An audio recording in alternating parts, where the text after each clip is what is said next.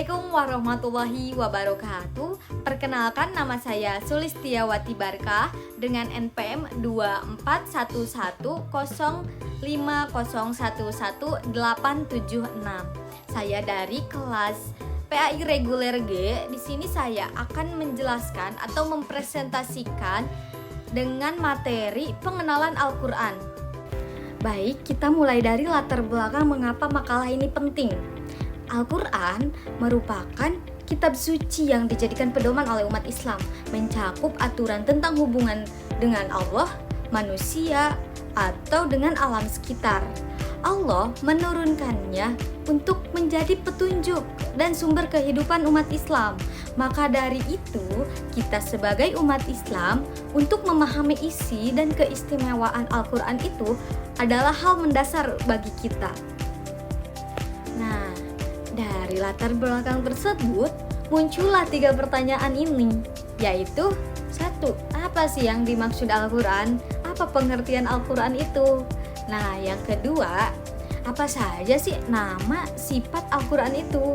Dan yang ketiga adalah apa sih perbedaan Al-Qur'an, hadis Nabi, dan hadis Qudsi?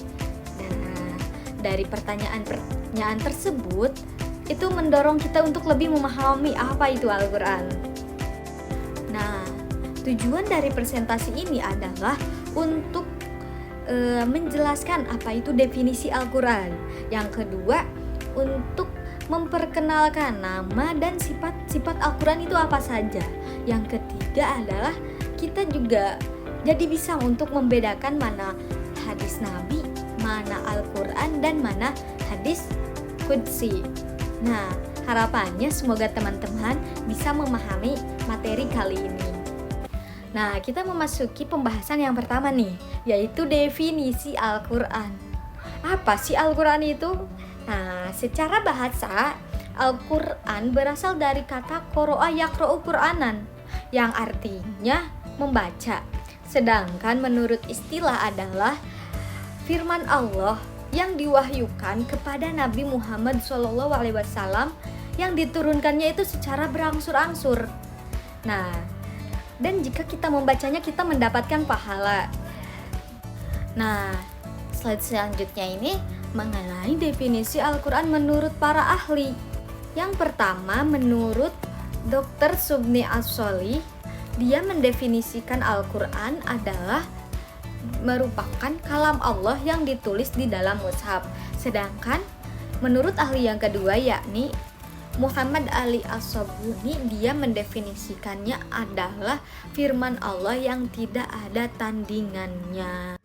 Kita masuk materi selanjutnya nih, yaitu tentang nama-nama Al-Qur'an. Nah, nama-nama Al-Qur'an ada 5. Yang pertama Qur'an, yang kedua kitab, yang ketiga Furqan, yang keempat zikir, dan yang kelima adalah tanzil. Nah, nama-nama Al-Qur'an ini terdapat di dalam Al-Qur'an. Maksudnya ada di dalam Al-Qur'an, ada ayatnya yang menyebutkan nama-nama tersebut. Yang pertama nih, Qur'an terdapat di dalam surat Al-Isra ayat 9. Yang kedua, kitab terdapat di dalam surat Al-Anbiya ayat 10. Yang ketiga, Furqan, dia terdapat di dalam surat Al-Furqan ayat 1. Yang keempat, zikir, terdapat di dalam surat Al-Hijj ayat 9. Sedangkan yang terakhir, tanzil, terdapat di dalam surat Asy-Syu'ara ayat 192. Al-Qur'an juga memiliki sifat-sifat yang dimana sifat-sifat itu menjelaskan kedudukan Al-Qur'an itu.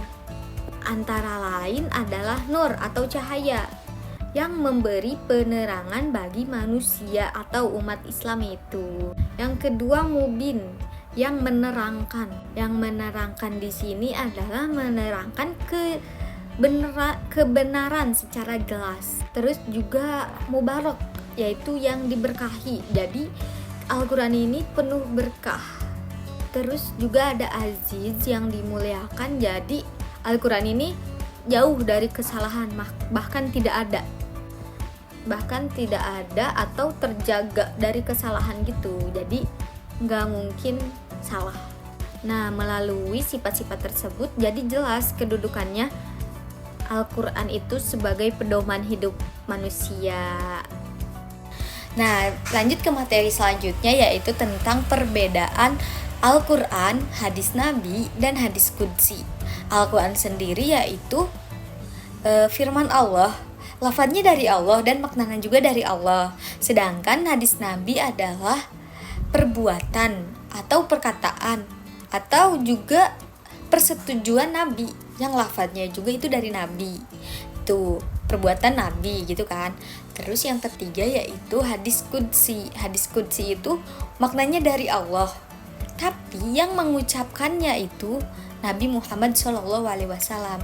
Jadi hadis Qudsi itu perkataan Allah yang diucapkan lagi oleh Nabi Muhammad SAW menjadi hadis, tapi tidak seperti Al-Quran yang bisa dapat dibaca dalam sholat seperti itu. Nah, dari pembahasan-pembahasan yang telah kita bahas dan saya sampaikan, jadi Al-Quran adalah merupakan firman Allah yang menjadi pedoman hidup bagi umat muslim. Dan Al-Quran tersebut memiliki nama dan memiliki sifat-sifat yang menjadikannya agung.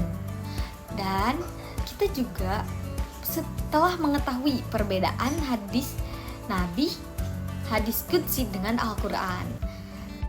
Baik, mungkin itu saja yang dapat saya sampaikan mengenai materi tentang pengenalan Al-Quran kali ini. Harapannya semoga kalian yang menonton video ini bisa mendapatkan ilmu yang bermanfaat dari materi kali ini, dan semoga bisa memahami Al-Quran lebih baik lagi. Saya juga sebagai pemateri mohon maaf bila ada kekurangan, karena saya juga masih belajar. Kurang lebihnya mohon dimaafkan, karena kekurangan hanya milik saya dan kelebihan hanya milik Allah Subhanahu wa Ta'ala. Terima kasih telah menonton video saya. Assalamualaikum warahmatullahi wabarakatuh.